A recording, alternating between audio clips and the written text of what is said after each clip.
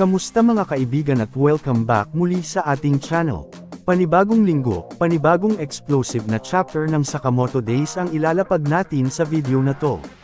Chapter 222 Analysis at Predictions na tayo mga idol, at sa pagkakataong to, isang matinding laban ang nasaksihan natin, hindi sa kahit anong lugar, kundi mismo sa loob ng isang sasakyan.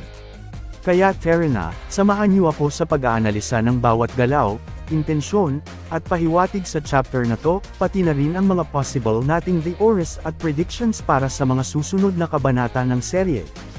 Ang chapter na to ay nagsimula agad sa tensyon habang magkasama sa loob ng kotse sina Oki at Nagumo. Isa sa pinakanakakatensyon na bahagi ng chapter ay kung paano nagsimula ang laban, walang pasakalye, walang pa-warning, diretsyong bigla ang pag-atake ni Oki kay Nagumo habang sila ay nasa gitna ng biyahe. Hindi typical fight scene ang ipinakita dito. Dahil confined ang space sa loob ng kotse, naging mas brutal, mas direkta, at mas delikado ang bawat galaw nila. Walang espasyo para mag-ingat o mag-reposition, kaya bawat suntok, saksak, at iwas ay may bigat at intensyon. Si Oki, na kilala bilang isa sa mga bagong miyembro ng Order, ay nagpapakita ng kaseryosohan sa mission, gusto niya talagang tapusin si Nagumo. Pero si Nagumo, sa kabila ng pagiging kalmado at palabiro, ay hindi basta-basta mapapabagsak.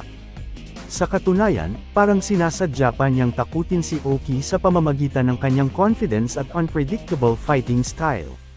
Nagkaroon din ng maliliit na moment sa gitna ng laban na nagpapakita ng pag-iisip ni Nagumo.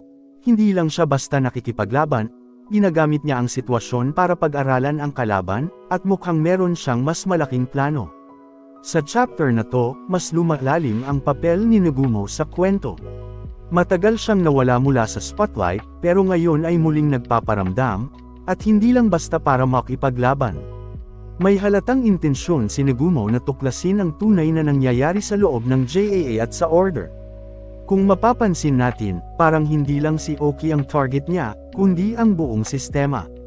May mga linya siyang binibitawan na parang sinusubukang i-test kung gaano kaloyal o kabulag ang mga miyembro ng Order. Parang gusto niyang malaman kung sino ang pwedeng pagkatiwalaan, at sino ang kailangang tanggalin. Malamang ay may kinalaman ito sa nakaraan ni Uzuki at Ryan, posibleng si Nagumo ay nagsisimula ng buuin ang sarili niyang alyansa para harapin ang darating na malaking giyera sa pagitan ng mga fraction sa loob ng JAA.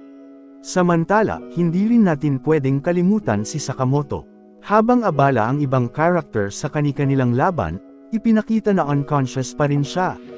Pero kung babalikan natin ang mga nakaraang chapter, dahil kay Shin, muling napaandar ang puso ni Sakamoto. May mga panel na nagpapahiwatig na kahit halos wala siya sa ulirat, meron siyang inner experience, isang uri ng mental struggle o self-reflection. At ang tanong dito, ano ang magiging epekto ng karanasang to kay Sakamoto kapag siya ay tuluyang magising? Posible kaya na magbago siya, hindi lang sa physical level, kundi pati na rin sa pagtingin niya sa laban nila kontra sa Order at Slur. Pwede rin itong maging trigger para sa mas brutal at decisive version ni Sakamoto, isang taong muling isinilang para tapusin ang kaguluhan. Habang lumalala ang tensyon sa pagitan ng mga karakter, unti-unti ring nabubunyag ang mas malalim na kwento sa likod ng Order at ng JAA.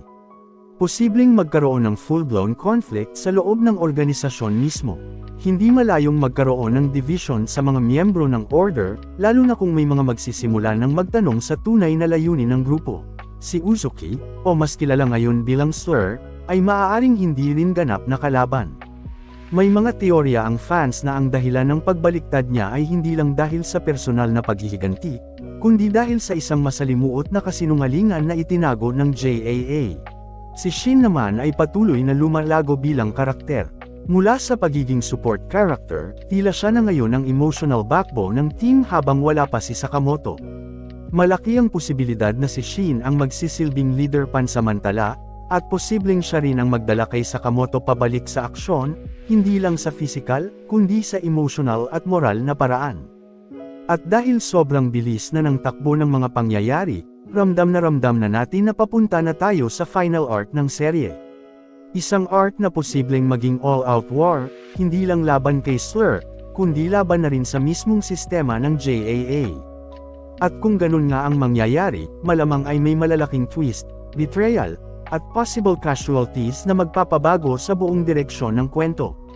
At ayan mga kaibigan, yan ang full analysis at predictions natin para sa Chapter 222 Nanograms Sakamoto Days.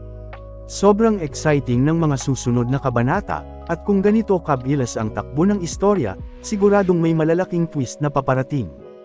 Huwag mong kalimutang i-like ang video kung nagustuhan mo ang analysis, mag-subscribe ka na rin para updated ka sa bawat chapter breakdown, at syempre i-share mo na rin to sa kapwa mong Sakamoto Days fan.